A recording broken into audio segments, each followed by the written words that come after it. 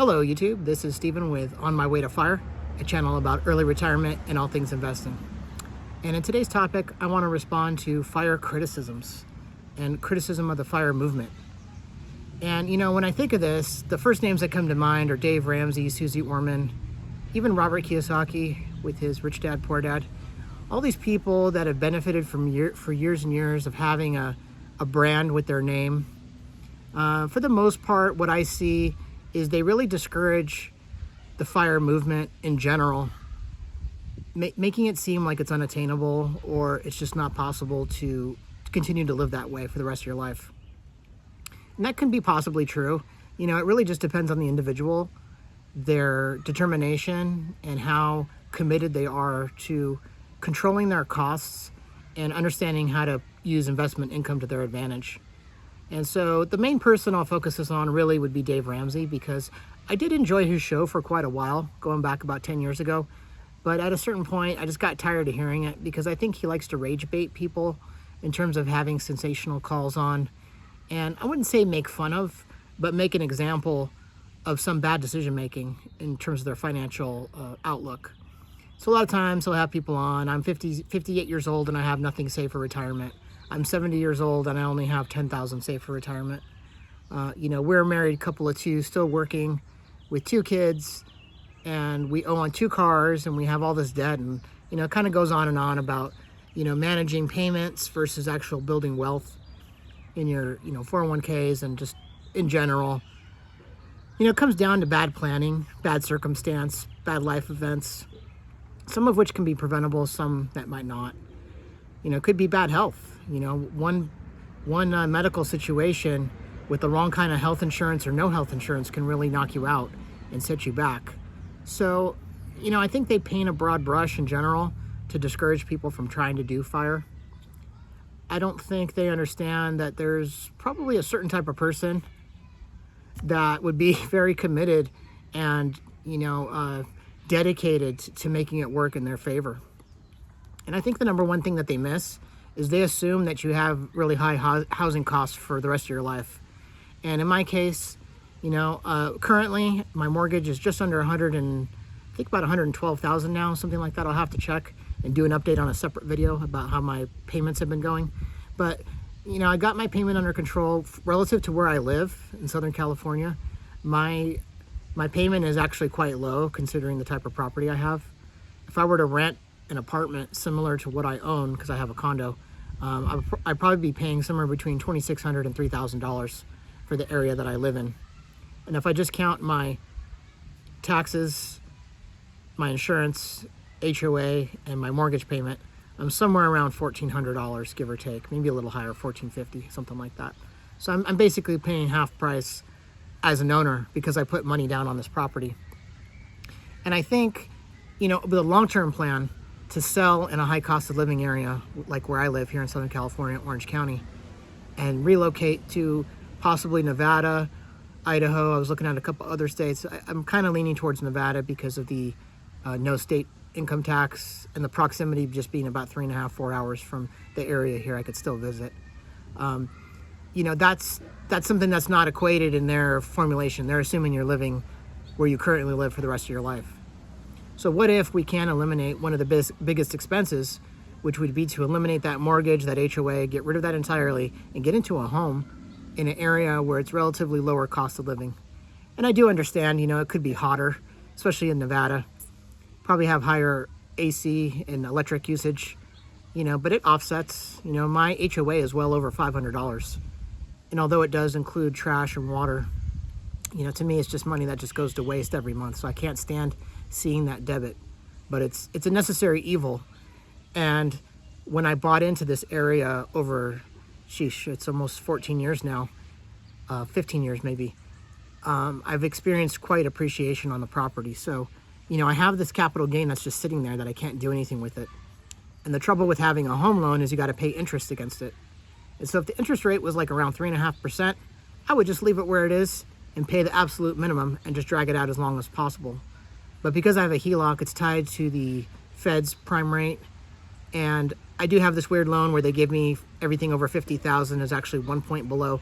So in the end, my blended rate is around 5.8%. So I'm paying about $500 in change per month in interest. And so my mission lately is just to really pay it down as quickly as possible with stock sales that really are not helping me because of capital gains and dividend income pushing me over into a higher tax bracket. So, this stuff gets a little bit more complicated than just saying, stay where you are, keep working for the rest of your life. Okay, so my point number 2 here is, if you are somewhat skilled with trading, you can parlay your success with multiple trades, with dividend income, and develop a cash flow and kind of practice it well in advance of actually doing FIRE. And I think that's where I'm at. I'm in year probably 12 or 13 of consistent investing. My dividend income and capital gains keep going up every year. Thankfully, we have a little increase as time goes on for the tax brackets as far as our taxable income, as far as our personal deduction, and we get an increase in the 401k contribution, which helps me lower my AGI, which is the main thing that I'm talking about here of earning too much in the market. And so, when they try to discourage people, I get the feeling that these kind of gurus are really just trying to keep a large group of worker bees continuing to work in the system. And they need those people so they can contribute to Social Security, Medicare tax, FICA tax, all that stuff, and keep powering the world with a W-2 job. And if you have too many business owners, it's one of those things that you still need worker bees.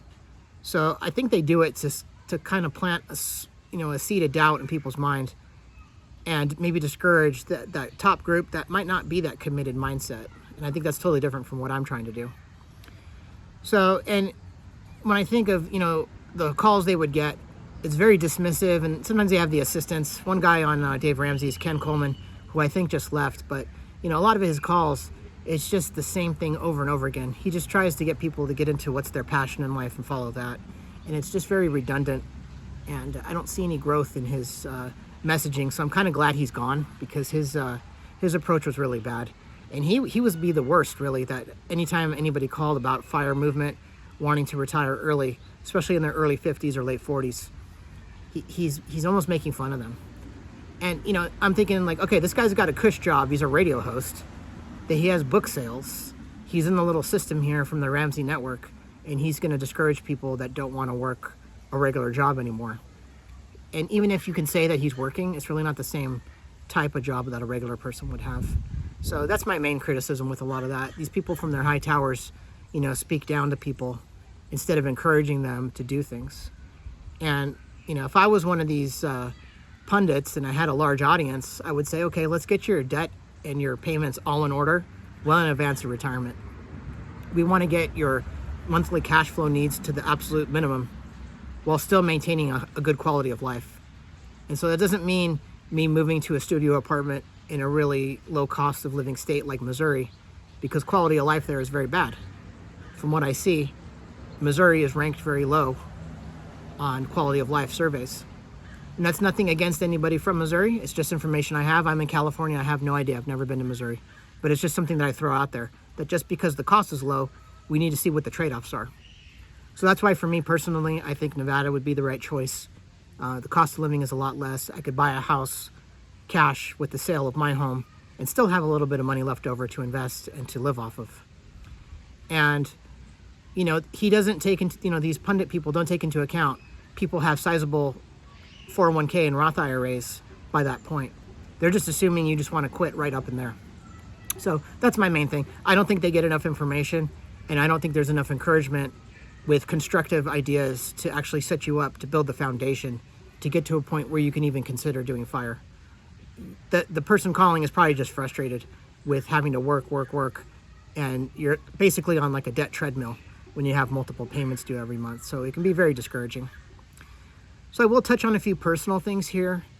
In my personal life, with long-term relationships and even with friends, I've had people criticize me directly. Oh, you must be lucky. Kind of backhanded compliments about what I'm trying to do. And, it comes from probably some jealousy and some irritation because they don't want to put the time in to learn some of these things. A lot of this is all available information through, Investopedia, YouTube videos, podcasts, and all that kind of stuff. Just gathering as much information as I can over this last 10 years, really, to solidify and refine a process to get to fire. It's not something you can just wake up and do. And I think some people are just so used to working a regular job that they don't really have the concept in their mind that you could do this at a younger age. So I did experience that a number of times, backhanded compliments, and I would say light discouragement. And then the other thing would be, when planning a trip or considering cost of going somewhere, there would often be times of like hesitation to even ask me. And not once did I ever turn down any place to go because I thought it was too expensive. I would just ask basic questions like, what day of the week would it be? How long would it be? What kind of places are there to eat around there on some of these vacation spots? And I think to some people, they don't have any kind of filter because they just go out and do stuff and they don't care what it costs.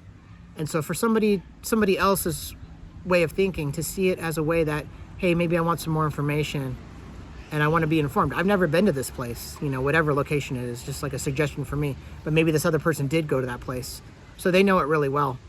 So I would experience a lot of impatience and lack of willingness to just hear me out with a couple basic questions. I never once talked it down. I never once dismissed the idea.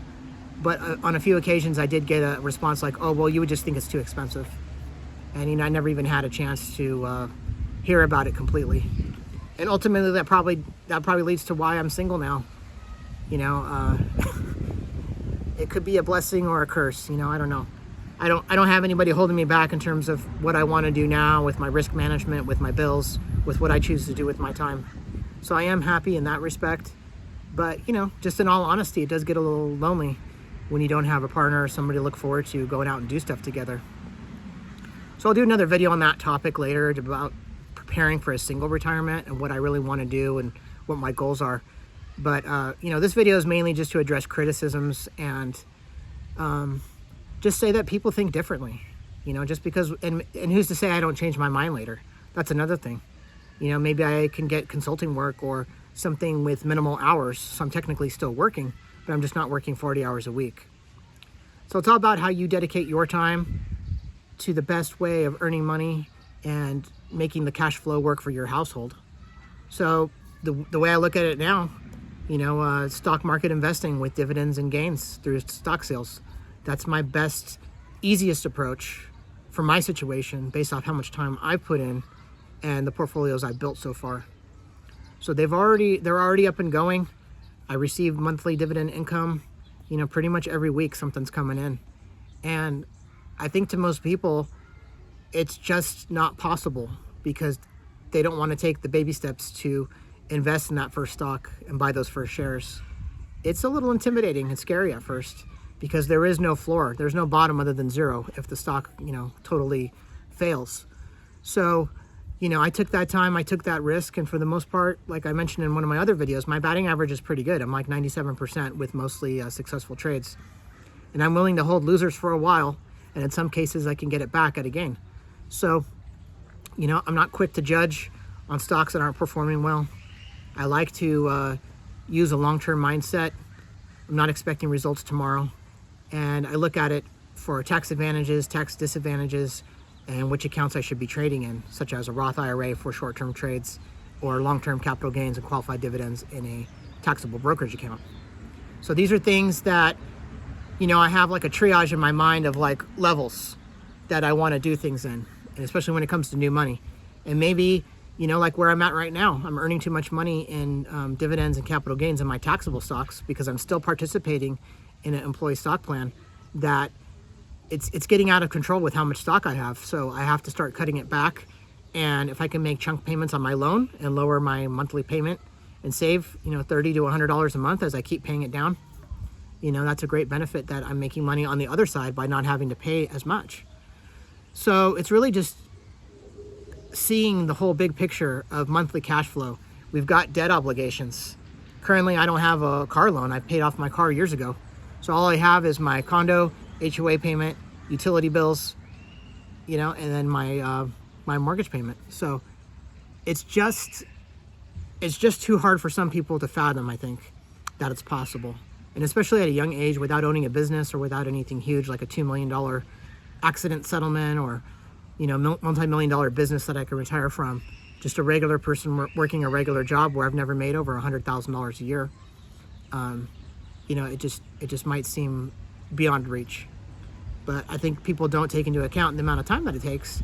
And, you know, if I'm on year 12 here and my realistic outline is about 5 to 6 years from now, that gives 5 more years of compounding, 5 to 6 more years of gains, refine my strategy, become smarter, more efficient, and just keep improving year after year. And, you know, if I have a setback, I have a setback. But my system's in place and it's off and running, but I'm willing to adjust. So I think that's the takeaway for this video. Despite all the naysayers, I'm not doing this to prove them wrong, but I am going to do this to prove this to myself that it's possible. So thanks again for stopping by my channel. Appreciate it. If you got anything out of it, please give me a like and subscribe, and we'll see you in the next video. Bye.